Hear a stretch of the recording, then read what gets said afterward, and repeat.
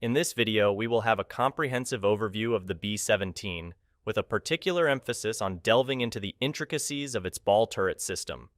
The ball turret, a crucial component of the B-17's defensive armament, serves as a formidable line of defense against potential threats, especially German fighter interceptors. Positioned strategically within the turret arc travel field of fire, the ball turret gunner plays a pivotal role in safeguarding the aircraft. Crafted with precision and innovation, the ball turret itself was ingeniously designed by the esteemed Sperry Corporation. Notably, the B-17 featured two major iterations of the ball turret, the early A2 and the later A2A. In the evolution from the early A2 to the A2A, notable modifications were made to enhance functionality and efficiency. One of the prominent alterations in the later model was the elimination of the collector ring and housing assembly, streamlining the turret's structure. Additionally, the plexiglass cover over the end ball assembly underwent revisions, contributing to improved performance and resilience in the face of adversarial conditions. Examining the later A2A ball turret provides us with a deeper understanding of the continual refinement and innovation within the B-17's defensive capabilities. This exploration not only sheds light on the technological intricacies of the ball turret, but also underscores the collaborative efforts and advancements that emerged during its development. The selection of the ball turret crew member hinged predominantly on physical size, with the individual possessing the smallest stature typically assuming the role of the turret gunner. This deliberate choice was driven by the confined space within the ball turret, where adaptability and compactness were paramount.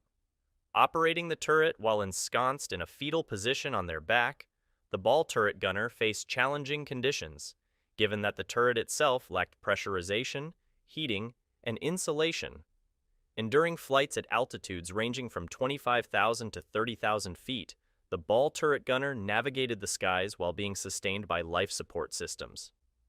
At altitudes surpassing 10,000 feet, the gunner relied on mechanically fed oxygen to ensure optimal breathing in the thin air of high altitudes. In the harsh environment of the ball turret, temperatures plummeted to around -50 degrees Fahrenheit, posing an additional challenge to the crew members' physical endurance. To counteract the extreme cold, the ball turret gunner donned a full-body electric suit designed to provide essential supplementary warmth.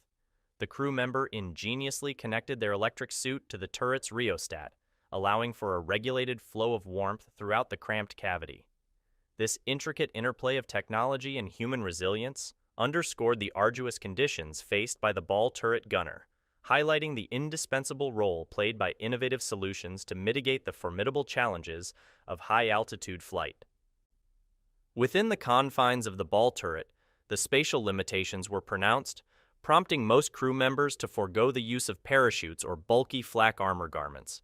The rationale behind this decision was the restricted interior volume that rendered such equipment impractical. However, despite the absence of these items, safety measures were diligently observed, requiring each crew member to don a life vest and parachute harness. The parachute itself was strategically positioned in proximity to the fuselage, ensuring accessibility in the event of an emergency. Despite the compact quarters, the crew member ensconced within the turret enjoyed a level of protection afforded by the turret's robust armor and its integrated systems and components. Specifically designed to thwart a standard .30 caliber bullet, the ball turret's armor was a formidable shield for the gunner. The gunner's seat, constructed from a robust 0.6-inch thick steel plate, provided an additional layer of defense. Meanwhile, the curved bottom panel, fashioned from a 0.26-inch thick steel plate, covered the gunner's lower back, contributing to the overall protective design of the turret. Further fortifying the defensive capabilities of the ball turret, the curved entry hatch was fabricated from cast aluminum, seamlessly integrating into the ball turret armor system. This meticulous attention to detail in the design and composition of the turret underscored the paramount importance placed on the safety and security of the crew member occupying this critical position. The intricate combination of materials and engineering showcased the commitment to creating a resilient and secure environment within the inherently confined space of the ball turret. Adding an additional layer of protection, The hatch itself boasted a thickness of 0.26 inches, enveloping the gunner from the upper back down to the neck region. The Browning machine gun casings and interior components, meticulously crafted from steel, exhibited an impressive resilience capable of halting a broad spectrum of projectiles. This comprehensive safeguarding extended to shield the gunner's lower legs, as these steel-constructed machine guns formed a protective barrier. Intricate layers of ammo belts were strategically positioned above the gunner, creating a shield against potential overhead projectiles. This strategic arrangement not only enhanced the overall defense, but also showcased a meticulous approach to ensuring the gunner's safety within the confined space of the turret. Focusing on the critical component of aiming and firing, the turret's gun sight casing was a masterful combination of cast aluminum housing and steel parts. This amalgamation provided a robust structure with inherent stopping power against various threats, including projectiles, 20mm cannons, splinters, and bullets. The amalgamation of materials in the gun sight casing exemplified a harmonious synergy between lightweight yet durable cast aluminum and the formidable strength of steel, fortifying the turret's resilience against a diverse array of potential hazards encountered during operational missions. Enhancing the survivability quotient, a noteworthy consideration stems from the fact that the ball turret gunner assumes a fetal position within the station, thereby minimizing exposure to potential projectiles. This strategic positioning was substantiated by a comprehensive study conducted by the U.S. Army Air Force, spanning from November 1942 through December 1943, analyzing the distribution of wounds among returning bomber crew members. During this time frame, it was observed that a higher number of bombers succumbed to attacks by fighter planes rather than ground artillery flak. Intriguingly, the data indicated that ball turret gunners and co-pilots encountered fewer combat wounds compared to their counterparts in other crew positions. However, it is essential to acknowledge the limitations of this conclusion, particularly in light of survivor bias. Subsequent studies have provided a more nuanced perspective, suggesting that the survivability of ball turret gunners falls somewhere in the middle of the crew positions spectrum.